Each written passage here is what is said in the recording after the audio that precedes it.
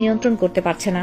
যত কাছে যাচ্ছে ততই দুর্বল হয়ে যাচ্ছে। তবুও নিজেকে শক্ত করে মেহরাবের সামনে দাঁড়ায়। তবে সামনে দাঁড়িয়ে থাকা মানুষটার দিকে চোখ তুলে তাকিয়ে দেখার মতো সাহস তার মনে নাই। তাই নিচু হয়ে ফুলের মালাটা একটু ওপরে করে মেহরাব সুন্দর করে নিচু হয়ে যায়।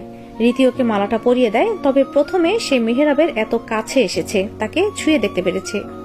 2 বছর আগে যাকে মনের সবটুকু জায়গা দিয়েছিল সেই মানুষটার কাছাকাছি আসতে পেরেছে সে। মেহরাব এতক্ষণ সময় ধরে নিচু হয়ে থাকা মেয়েটাকে দেখতে খুব ইচ্ছা করছিল, কিন্তু একবারও মেহরাবের দিকে তাকায় না। সে চুপচাপ মালা পরিয়ে দিয়ে নিচে নেমে আসে। অনুষ্ঠানে বক্তা বলে, অনুষ্ঠানে আমন্ত্রণ করা সকলকে কলেজের ছাত্রীরা ফুলের মালা পরিয়ে দিয়ে তাদের বরণ করেছে। এখন অনুষ্ঠানে নৃত্য পরিবেশন করবেন অনার্সের প্রথম বর্ষের মেয়েরা। রীতি স্টেজ থেকে নেমে আসে, তারপর একটা লম্বা শ্বাস নেয়। মনে হচ্ছে জীবনের সবচেয়ে বড় যুদ্ধ লড়ে এসেছে আজকে সে।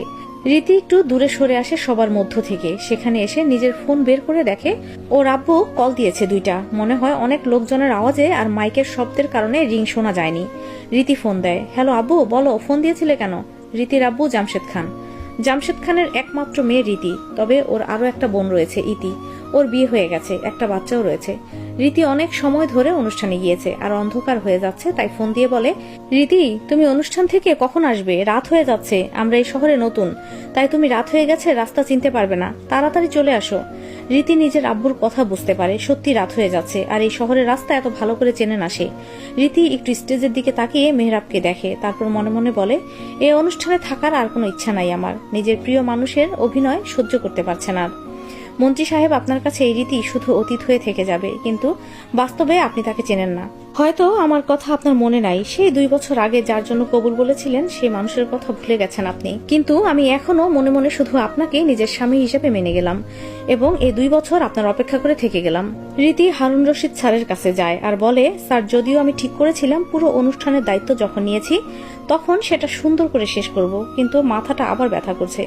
আর আব্বুও ফোন করে যেতে বলেছে, রাত হয়ে যাচ্ছে, তাই চিন্তা করবে। স্যার, আমাকে মাফ করে দিন, কিন্তু আমাকে যেতে হবে স্যার আজকে।